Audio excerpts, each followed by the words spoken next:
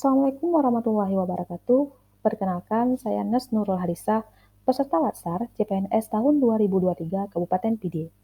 Pada kesempatan ini, saya akan mempresentasikan rancangan aktualisasi saya yang berjudul Optimalisasi Handover atau Serah Terima di Ruang Instalasi Bedah Sentral RSUD Tengku Abdullah Syafi'i Bernun.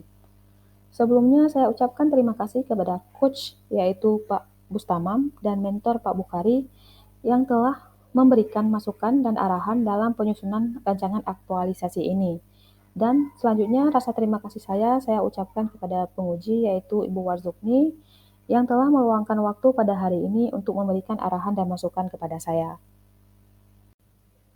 Sebelum kita lanjut, sedikit pengenalan mengenai saya. Nama Nurse Nurul Hadisah Escape, tempat tanggal lahir, Bernun, tanggal 20 bulan 9 tahun 1993, alamat Bernun, Kecamatan Mutiara, Kabupaten Pidi, pendidikan terakhir, profesi Nurse Universitas Syahkola. Riwayat pekerjaan tahun 2017 sampai 2019 di Rumah Sakit Citra Husada Sigli, tahun 2019 sampai dengan 2021 pernah mengikuti Nusantara Sehat penempatan Pidi Jaya, dan tahun 2022 sampai sekarang di RSUD Tengku Abdullah Syafi'i Bernun. Latar belakang. Salah satu unsur utama dalam pelayanan kesehatan yang prima adalah tersedianya pelayanan medis dengan kualitas yang terpelihara sesuai dengan amanah Undang-Undang Nomor 29 Tahun 2004 tentang praktik kedokteran. Salah satu layanan medis yang dimaksud adalah asuhan keperawatan. Keselamatan pasien merupakan komponen penting dalam peningkatan kualitas dan mutu pelaksanaan layanan kesehatan. Penyampaian informasi tidak tepat yang dapat menimbulkan medical error sering terjadi saat pelaksanaan handover. Handover yang tidak efektif dapat mengakibatkan kesalahan dan pelanggaran dalam keselamatan perawatan pasien, termasuk kesalahan pengobatan, salah operasi, dan bahkan kematian pasien. Berdasarkan alasan yang telah dipaparkan, hasil pengamatan serta pengalaman kerja yang diperoleh penulis di ruang instalasi bedah sentral RSUD Tengku Abdullah Syafi'i Bernun, didapatkan permasalahan yaitu belum optimalnya pelaksanaan handover atau serah terima di ruang instalasi bedah sentral. Manfaat aktualisasi yang pertama bagi penulis, yaitu meningkatkan pemahaman dan mampu untuk mengimplementasikan nilai-nilai berakhlak. Bagi ruangan, membantu meningkatkan pemahaman petugas di ruang instalasi bedah sentral tentang handover atau serah terima, serta meningkatkan mutu pelayanan di rumah sakit. Bagi pasien, mencegah terjadinya kesalahan dalam pemberian tindakan serta pasien mendapatkan pelayanan yang prima. Ruang lingkup aktualisasi yang pertama mencakup isu atau permasalahan yang terjadi di tempat kerja yang dilaksanakan di ruang instalasi bedah sentral RSUD Tengku Abdullah Syafi'i Bernun. Yang kedua, pelaksanaan aktualisasi dilakukan di ruang instalasi bedah sentral RSUD Tengku Abdullah Syafi'i Bernun, dan waktu pelaksanaan aktualisasi sesuai dengan jadwal mulai tanggal 5 Juni sampai dengan 18 Juli 2023. Gambaran umum organisasi. Rumah Sakit Tengku Abdullah Syafi'i Bernun berdiri pada tahun 2000 dan mulai beroperasi pada tahun 2005 dengan nama Rumah Sakit Bernun. Pada tahun 2006 berubah menjadi Rumah Sakit Umum Mutiara Bernun, kemudian pada tahun 2007 menjadi Rumah Sakit Ibu dan Anak Bernun, dan pada tahun 2012 menjadi Rumah Sakit Umum Daerah Tengku Abdullah Syafi'i Bernun.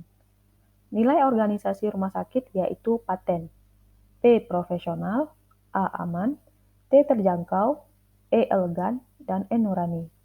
Mutu rumah sakit, ramah dalam pelayanan, profesional dalam tindakan.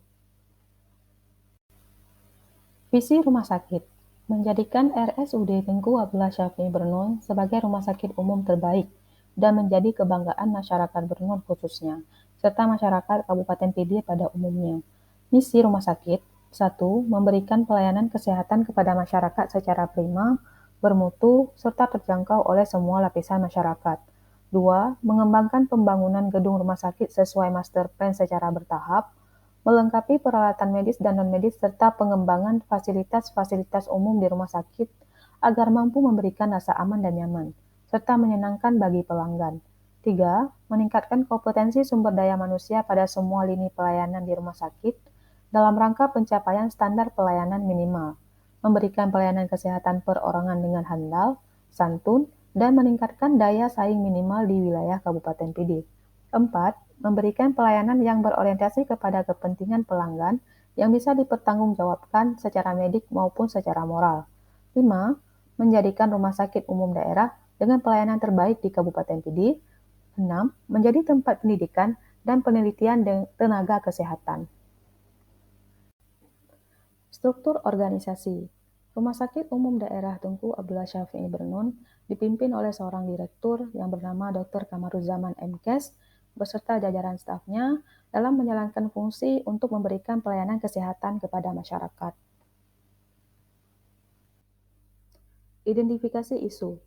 Ada 4 isu yang saya peroleh berdasarkan dari pengalaman kerja, hasil observasi, dan hasil wawancara saya bersama mentor. Yang pertama, belum optimalnya handover atau serah terima di ruang instalasi bedah sentral RSUD Tunku Abdullah Syafi'i Bernun. 2. Belum optimalnya pengelolaan instrumen operasi di instalasi bedah sentral RSUD Tunku Abdullah Syafi'i Bernun.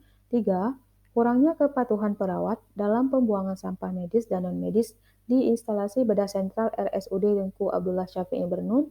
4. Belum optimalnya pelaksanaan edukasi pada pasien prabedah di instalasi bedah sentral RSUD Tunku Abdullah Syafi'i Bernun. Dari 4 isu yang sudah saya dapatkan, selanjutnya saya menganalisis isu dengan menggunakan analisis AKPK. Analisis AKPK ini bertujuan untuk menapis isu sehingga hanya 3 isu yang terpilih. Adapun isu yang ditapis yaitu belum optimalnya pelaksanaan edukasi pada pasien prabedah di ruang instalasi bedah sentral RSUD Tunku Abdullah Syafi'i Bernun. Dari 3 isu yang terpilih, selanjutnya saya melakukan analisis USG untuk menentukan core isu. Core isu yang terpilih dari 3 isu ini yaitu belum optimalnya handover atau serah terima di ruang instalasi bedah sentral RSUD Tunku Abdullah Syafi'i Bernun dengan total skor 13. Setelah mendapatkan core isu, selanjutnya saya melakukan analisis fishbone. Analisis ini bertujuan untuk mengetahui penyebab dari munculnya isu. Ada 4 indikator penyebab munculnya isu. Yang pertama, indikator manusia, yaitu kurangnya pengetahuan tentang pentingnya handover, kurangnya kepatuhan melakukan handover. Indikator kedua yaitu metode, kurangnya sosialisasi tentang handover, dan belum optimalnya evaluasi pelaksanaan handover. Indikator yang ketiga yaitu sarana, berupa media yang kurang mendukung, dan indikator yang keempat lingkungan, yaitu kurangnya informasi tentang handover di ruangan dan terbatasnya waktu untuk melakukan handover jika jadwal operasi padat. Berdasarkan hasil dari analisa isu, maka core isu yang terpilih yaitu belum optimalnya handover atau serah terima di ruang instalasi bedah sentral RSUD Tunku Abdullah Syafi'i Bernun. Adapun gagasan pemecah masalahnya yaitu mengoptimalkan handover atau serah terima di ruang instalasi bedah sentral RSUD Tunku Abdullah Syafi'i Bernun. Analisis dampak core isu. Yang pertama, bagi pasien. Akibat adanya kesalahan informasi yang didapat ketika melakukan handover, dapat berakibat meningkatkan risiko insiden KTD, yaitu kejadian tidak diharapkan, pada pasien, seperti kesalahan tindakan yang dilakukan yang mengakibatkan komplikasi atau kecacatan, bahkan menimbulkan kematian. Yang kedua, dampak bagi tenaga medis, yaitu ketidakpuasan pasien dalam hal pelayanan dapat berakibat komplain yang mengarah langsung kepada petugas, sehingga petugas tersebut bisa mendapatkan teguran atau sanksi dari pejabat atasan di rumah sakit. Yang ketiga, bagi instansi, yaitu bisa berdampak menurunnya minat masyarakat berkunjung ke rumah sakit. Selain itu, kunjungan masyarakat ke rumah sakit yang berkurang akan membuat mutu dan kualitas pelayanan rumah sakit menjadi rendah, sehingga ikut berdampak pada menurunnya pendapatan rumah sakit. Kemudian ada rencana kegiatan. Kegiatan pertama, melakukan persiapan aktualisasi optimalisasi handover. Kegiatan kedua, mencari referensi untuk materi sosialisasi handover. Kegiatan ketiga, membuat media untuk sosialisasi handover. Kegiatan keempat, melakukan sosialisasi handover. Kegiatan kelima, membuat video simulasi pelaksanaan handover, dan kegiatan keenam, monitoring dan evaluasi pelaksanaan handover. Kegiatan pertama, melakukan persiapan optimalisasi handover atau serah terima. Tahapan kegiatan pertama, menghubungi mentor melalui WA. Kedua, melakukan konsultasi tentang rencana kegiatan. Ketiga, meminta persetujuan mentor untuk melakukan aktualisasi. Adapun output atau hasilnya, yang pertama screenshot WA berupa foto. Kedua, mendapat arahan, rekomendasi, dan koreksi dari mentor berupa foto dan notulensi. Ketiga, mendapatkan surat izin aktualisasi. Nilai-nilai dasar ASN yaitu berorientasi pelayanan, akuntabel, harmonis, dan kolaboratif. Kedudukan dan peran ASN yaitu manajemen ASN, berkonsultasi dengan sikap hormat, sopan, jujur, dan tepat waktu. Kegiatan kedua yaitu mencari referensi untuk materi sosialisasi handover. Tahapan kegiatan yang pertama, mencari dan mengumpulkan referensi tentang handover melalui internet. Kedua, melakukan konsultasi dengan mentor terkait materi handover yang telah dikumpulkan. Ketiga, melakukan revisi atau perbaikan setelah konsultasi dengan mentor. Output dan hasilnya, yang pertama, mendapatkan materi yang akan disosialisasikan berupa foto. Kedua, mendapatkan arahan, rekomendasi, dan koreksi dari mentor berupa foto dan notulensi. Dan yang ketiga, mendapatkan materi yang sudah siap untuk disosialisasikan berupa foto dan materi. Nilai-nilai dasar ASN yaitu berorientasi pelayanan, akuntabel, harmonis, adaptif, kolaboratif. Kedudukan dan peran ASN yaitu Smart ASN, mencari referensi materi melalui internet. Kegiatan ketiga yaitu membuat media untuk sosialisasi berupa poster dan leaflet handover. Tahapan kegiatan yang pertama, mengedit dan mendesain media dengan menggunakan aplikasi Canva. Yang kedua, melakukan konsultasi dengan mentor terkait media yang sudah dibuat. Ketiga, mencetak media yang akan digunakan untuk sosialisasi. Outputnya, yang pertama, mendapatkan desain poster dan leaflet, yaitu foto. Kedua, mendapatkan arahan, rekomendasi, dan koreksi dari mentor berupa foto dan notulensi. Ketiga, mendapatkan media yang sudah dicetak berupa poster dan leaflet. Nilai dasar ASN, yaitu berorientasi pelayanan, akuntabel, harmonis, adaptif, dan kolaboratif.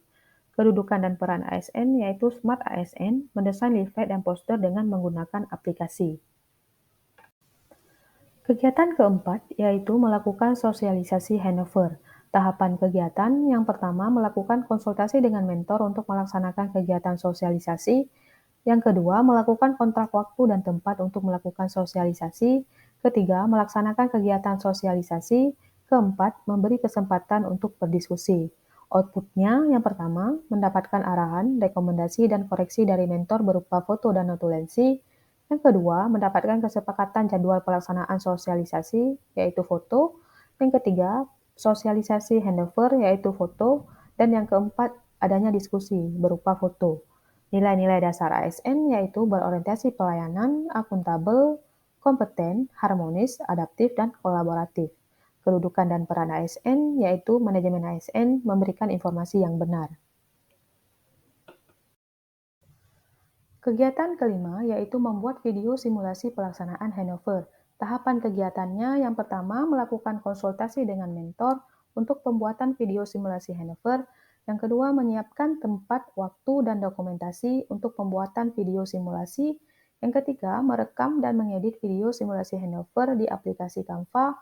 Dan yang keempat, membagikan video simulasi handover di media sosial. Outputnya yang pertama, mendapatkan arahan, rekomendasi, dan koreksi dari mentor berupa foto dan notulensi. Yang kedua, mendapatkan kesepakatan jadwal pelaksanaan simulasi berupa foto.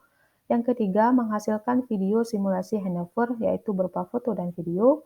Yang keempat, video simulasi handover yang sudah bisa ditonton di media sosial berupa link. Nilai-nilai dasar ASN yang pertama, berorientasi pelayanan, akuntabel, harmonis, adaptif, dan kolaboratif. Kedudukan dan peran ASN yaitu Smart ASN, melakukan pengeditan video dengan menggunakan aplikasi dan menyebarkan hasil video melalui media sosial. Kegiatan keenam yaitu monitoring dan evaluasi pelaksanaan handover. Tahapan kegiatannya yang pertama, membuat lembar monitoring pelaksanaan handover.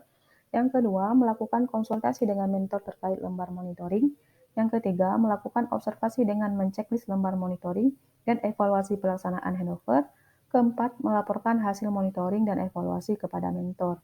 Outputnya yang pertama mendapatkan lembar monitoring, yang kedua mendapatkan arahan, rekomendasi, dan koreksi dari mentor berupa foto dan notulensi, yang ketiga mendapatkan hasil monitoring dan evaluasi yaitu lembar monitoring yang sudah diceklis, dan yang keempat berupa laporan hasil monitoring. Nilai-nilai dasar ASN yang pertama berorientasi pelayanan, akuntabel, harmonis, adaptif, dan kolaboratif. Kedudukan dan peran ASN, yaitu manajemen ASN memberikan informasi yang benar. Selanjutnya yaitu rencana jadwal kegiatan. Kegiatan pertama yaitu melakukan persiapan optimalisasi handover itu dilakukan di minggu kedua bulan Juni. Kegiatan kedua mencari referensi untuk materi sosialisasi handover itu dilakukan di minggu ketiga bulan Juni. Kegiatan ketiga membuat media untuk sosialisasi handover dilakukan di minggu keempat bulan Juni. Kegiatan keempat melakukan sosialisasi handover dilakukan di minggu pertama bulan Juli. Kegiatan kelima membuat video simulasi pelaksanaan handover dilakukan pada minggu kedua bulan Juli, dan kegiatan keenam monitoring dan evaluasi pelaksanaan handover itu dilakukan di minggu kedua dan minggu ketiga di bulan Juli. Demikian presentasi dari saya, lebih dan kurang saya mohon maaf. Saran dan masukan sangat saya terima demi kesempurnaan dari rancangan aktualisasi ini. Wabillahi taufiq wal hidayah. Wassalamualaikum warahmatullahi wabarakatuh.